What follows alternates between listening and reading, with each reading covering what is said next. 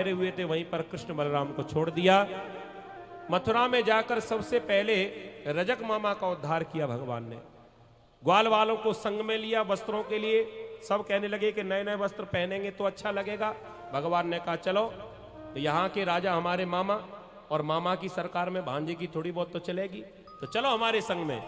सीधे धोबी घाट पहुंचे भगवान, और वहां एक राजसी कंस का जो धोबी था, जो रजक था, वो बड़ा इसका पक्का सेवक। और आज भगवान ने सीधे जाकर कहा मामा जी राम राम। रजक ने देखा भगवान को, जानना पहचान, तू मेरो मेहमान, ये कैसे हुआ? कह दिया यहाँ के राजा कंस वो लगे हमारे मामा, और मामा के गांव के सबरी मामा, इसलिए हमने तुमसे भी कह दिया मामा। अब तो रजक कहने लगा अच्छा तो कहीं देवकी के पुत्र कृष्ण तो नहीं हो तुम? कह दिया हाँ सही पहचान लिया। रजक कहने लगा बहुत बढ़िया रहा, बहुत दिनों से हमारे महाराज तुम्हें ढूंढ रहे थे, मिल नहीं पा रहे थे, अब सही जगह पर आ गए हो, अब तुम नहीं बचोगे। भगवान ने कहा वो तो समय बताएगा मामा जी, पहले तुम्हारे हाथ में जो वस्त्र हैं ये हमें दे दो। हमारे संग में जो मित्र है ना, ये जल्दबाजी में अपने रोज के फटे पुराने कपड़ा पहन के आ गए। अब महाराज से मिलने के लिए अच्छे वस्त्र होना चाहिए, नहीं तो मामा जी क्या कहेंगे, कैसे फटीचर मित्र हैं तुम्हारे। अब तो रजक नाराज हो गया। ईदृशा ने वासांसी नित्यम गिरवरे चरा, गायों के पीछे डोलने वाले ग्वाले कमार कहीं के, इतने महंगे महंगे वस्त्र तुमने कभी देखे भी नहीं, चलो भागो यहां से।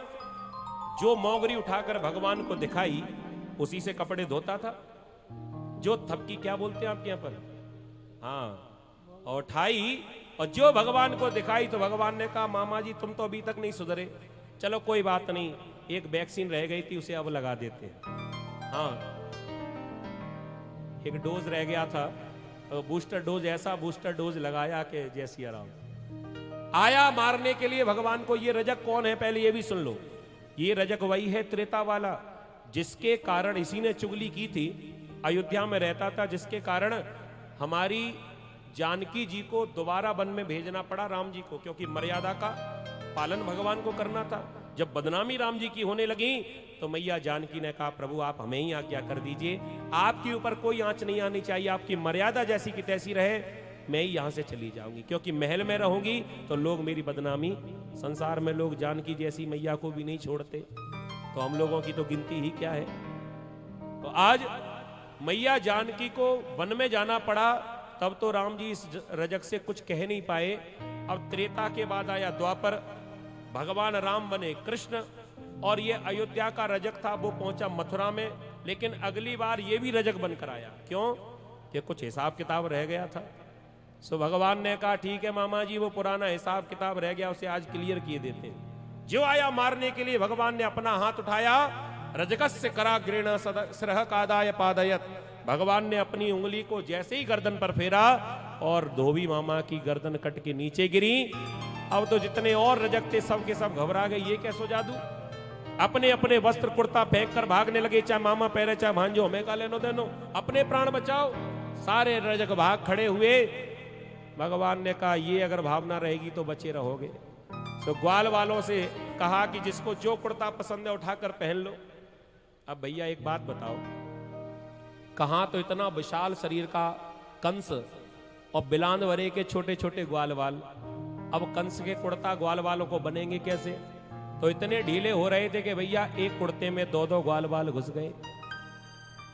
भगवान ने कहा कि ऐसा लोभ क्यों कर रहे हो, इतने सारे पड़े अलग अलग पहनो। मनसुखा कहने लगो कि एक ढीला ज्यादा हो रहा है इसलिए हमने दूसरे को भी अपने संग में एडजस्ट कर लिया। भगवान ने कहा वो तो ठीक है, लेकिन इसमें गला तो छोटा सा ही है, सिर तो दो निकलेंगे नहीं, फिर क्या करोगे? कह दिया उसकी व्यवस्था भी हमने कर ली है। हमने मनसुखा को संग में ले लिया और उससे कहा कि आधा घंटा मुंडी हम निकालेंगे, आधा घंटा तू निकाली।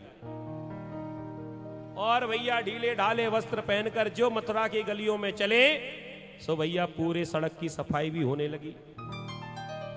मनसुखा कहने लगो भैया वस्त्र तो बढ़िया है, लेकिन ये ढीले बहुत हैं, बनते नहीं हमारे, कोई भी कह देगा कि मांग कर पहन कर आए हैं। भगवान ने कहा आगे बाजार है, हाट लगी हुई है, तो कोई ना कोई टेलर तो मिलेगा ही, तो दर्जी से हम ठीक करा देंगे। और राम की न चाहे सोई हुई, जो भगवान चाहते वही होता है।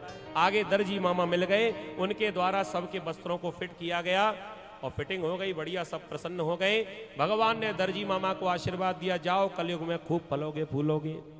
और वही आशीर्वाद आज कलयुग में भी फल रहा है। आप लोग सब जानते हैं जितनी कीमत कपड़े की नहीं, कपड़ा सस्ता आता है और सिलाई महंगी हो रही है दिन ब दिन। ये भगवान कृष्ण का ही आशीर्वाद है। आगे बढ़े तो सुदामा नाम का माली मिला, सो भगवान का स्वागत फूल हार से किया। हार पहना दिया भगवान को, सारे ग्वाल वालों को माला पहना दी। भगवान ने इन्हें भी आशीर्वाद दिया, जाओ आशीर्वाद है, कलयुग में चाहे मेरी पूजा बड़ी हो चाहे छोटी हो, लेकिन जब तक हार फूल नहीं आएगा तब तक पूजा संपन्न नहीं होगी। तो ये भगवान का आशीर्वाद था, मथुरा में दिया था। अब तो ग्वाल बाल कहने लगे, वाह कन्हैया सारी व्यवस्था है गई। ब्रजभाषा समझते हो ना आप लोग? हाँ तो थोड़ी सुन लो, बड़ा आनंद देने वाली है भाषा। मनसुखा कहने लगो, लाला सारी व्यवस्था है गई, बढ़िया चकाचक कपड़ाऊ मिल गए और गले में मालू आई गई, और काजर की डिबिया तो घर ते धर के ही चले थे।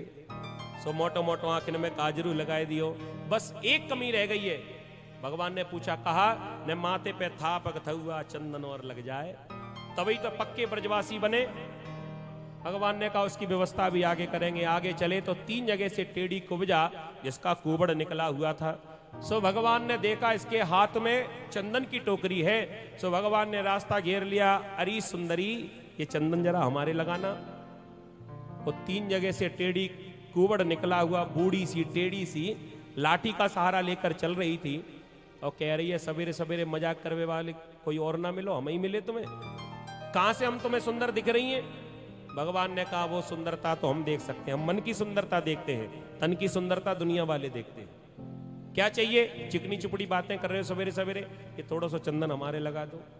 कुब्जा ने चंदन लगा दिया, सब ग्वाल बालकों के लगा दिया, दाऊ जी के लगा दिया। और भगवान ने कहा कि अगर ग्वाल वालों तुम कहो तो एक जादू और दिखा में। कह दिया हाँ दिखा दो। कह दिया, या से हमने कही सुंदरी और ये तो बूढ़ी टेढ़ी सी है, अगर या को हम सुंदर बना दे तो हाँ हाँ करैया दिखा दे पूतना मारे हाथ। तो भगवान ने ऐसा चमत्कार किया कि वो टेढ़ी सी झुकी हुई खड़ी थी।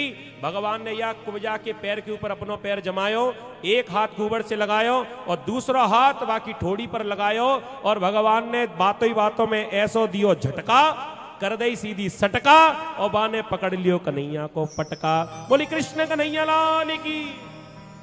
दिव्य रूप प्रदान कर दिया। भगवान से प्रार्थना कर रही है कि थोड़ा हमारे घर में भी चरण डाल दीजिए। भगवान ने कहा बाद में आएंगे।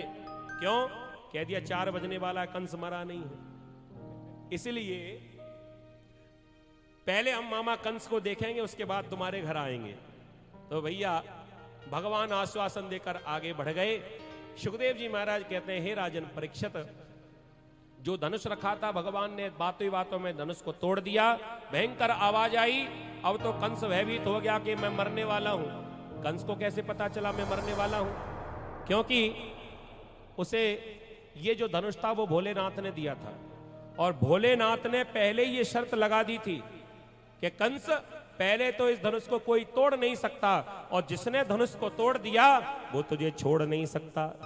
अब धनुष टूट गया तो कंफर्म हो गया कि मैं मरने वाला हूं। लेकिन फिर भी इसने प्रयास में कमी नहीं छोड़ी। कृष्ण बलराम को मारने के लिए एक कुवलिया पीड़ हाथी को भेजा। भयंकर कुवलिया पीड़ ने जो ही मारने के लिए प्रहार किया, भगवान ने सूंड से पकड़ा, चारों ओर घुमाया, हाथी को आकाश में फेंका और पृथ्वी पर गिरा। गिरते ही गोविंदाय नमो नमः। भगवान ने कुवलिया पीड़ हाथी का उद्धार किया। सुखदेव जी महाराज वर्णन करते हैं इसके बाद में, भगवान जहां पर मल्ल युद्ध का आनंद ले रहा था, सल तोषल मुष्टिक चाणूर बड़े बड़े पहलवान वहां पर बैठे हुए हैं, और भगवान आज सीधे वहीं पर पहुंच गए। बोली कृष्ण कन्हैया लाल की जय। और वहां भगवान कंस मामा के सामने पहुंचे तो कंस ने देखा, आज कृष्ण को देखते ही अपने जो पहलवान थे उनको आदेश दिया, मल्लानाम असनिर्णाम नरवरः स्त्रीणाम स्मरो मूर्तिमान गोपानाम सजनो सताचित भुजाम शास्ता सपित्रो शिशु। भगवान एक अकेले हैं, लेकिन कितने दर्शन हो रहे हैं भगवान के। मल्लों ने देखा तो छोटे से भगवान पहलवान ही दिखाई पड़ रहे हैं। कंस ने देखा तो भगवान साक्षात यमराज दिखाई पड़ रहे हैं, लेने आ गया। मथुरा वासियों ने देखा तो भगवान भविष्य के राजा दिखाई पड़ रहे हैं। नंद बाबा ने देखा तो कृष्ण भगवान के बेटा दिखाई पड़ रहे हैं। संतों ने देखा तो भगवान भगवान ही दिखाई पड़ रहे हैं। कहने का अर्थ जाकी रही भावना जैसी प्रभु मूरत तिन देखी तैसी। जिसकी जैसी भावना है, भगवान ने सल तो सल मुष्टिक चाणूर का उद्धार किया। अब बारी आई मामा कंस की। तो मामा कंस को मरते प्रैक्टिकली देखना चाहते हो क्या आप लोग? असली का कंस देखना चाहते हो? ठीक है, तो देख लो भाई। एक बार जोरदार जयकारा लगाओगे, क्योंकि सबसे डरता, किसी से डरता नहीं है, केवल कृष्ण के नाम से डरता है।